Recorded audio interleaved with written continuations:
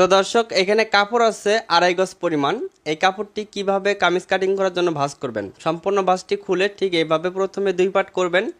এরপরে সামনের দিকে আরেকটি ভাঁজ দিবেন, তাহলে 4 পার্ট হবে।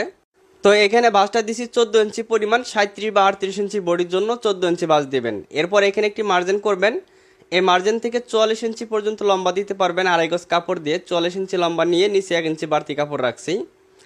এরপর সাইড ফাড়া নিতে হবে। 44 ইঞ্চি লম্বার জন্য 20 ইঞ্চি নিচে সাইড ফাড়া দিব, ঠিক এইভাবে মার্জিন।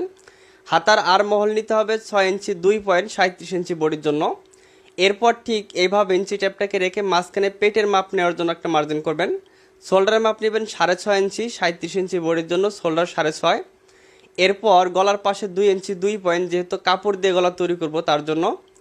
এরপর গলার লম্বা নিব 5 ইঞ্চি, সামনে পিছনে সমান গলা, গলার লম্বা 5 ইঞ্চি নিয়ে গোল করে নিচ্ছি। এরপর যার যতটুকু বডি সেই বডিকে 4 ভাগ করে 1 ভাগ, এরপর 1 ইঞ্চি বেশি। পেটের মাপকেও 4 ভাগ করে 1 ভাগ, এরপর 1 ইঞ্চি বেশি। হিপের মাপকেও 4 ভাগ করে 1 ভাগ, 1 ইঞ্চি বেশি। নিচের ঘের নিব 12 ইঞ্চি এবং সেলাই মার্জিনের জন্য 1 ইঞ্চি, মোট 13 ইঞ্চি নিচের ঘেরটা নিয়ে ঠিক এইভাবে আপনারা শেপ কাট দিয়ে শেপটা করে নেবেন।